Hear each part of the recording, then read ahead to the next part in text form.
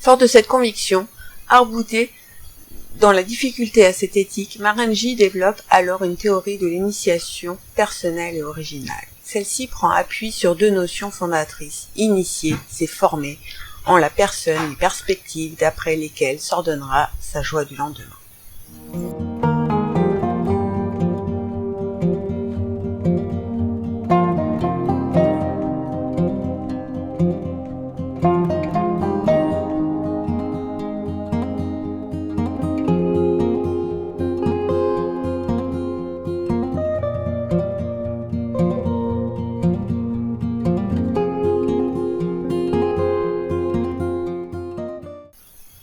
Pour Maharaji, la personne ne saurait concevoir cette perspective. L'initiation consiste à leur permettre d'expérimenter et à mettre en action leur propre potentiel à leur profit.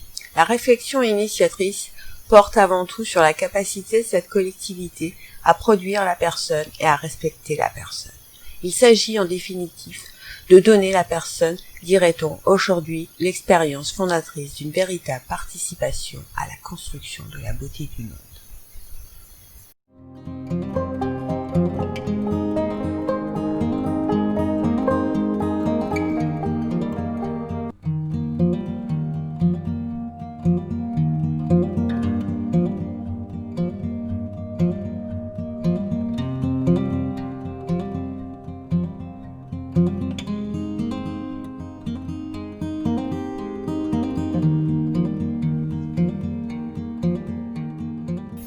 La méthode ne regarde jamais la personne au travers du problème qu'il pose ou qu'il a posé. Cette pédagogie s'impose tout en reconnaissant qu'il est difficile d'y parvenir. L'ignorance du passé des hommes est importante.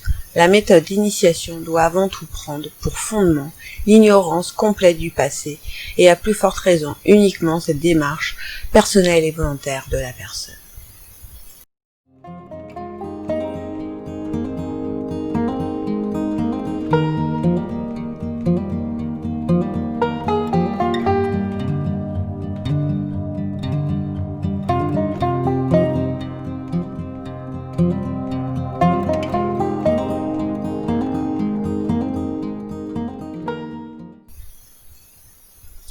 La méthode réfute l'idée selon laquelle la connaissance du passé de la personne est nécessaire à la construction de son initiation, considérant que cette logique de pensée s'avertue alors à singer la médecine et qu'elle ratiocinne en prenant l'air intelligent.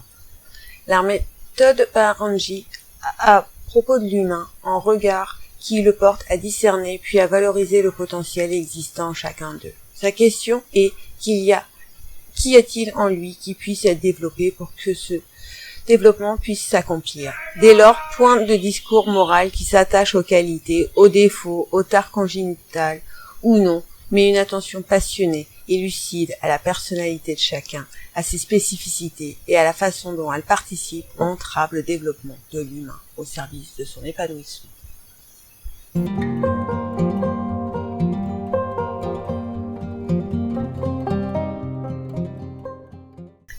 Cette perspective est essentielle. Elle refuse de fixer le sujet à son passé. Elle réfute le déterminisme de son histoire.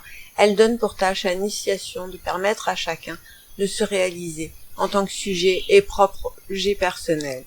Le talent du praticien pédagogue étant précisément de révéler au sens photographique du terme le potentiel qui existe en chacun et qu'elle en permette l'épanouissement au bénéfice de chacun.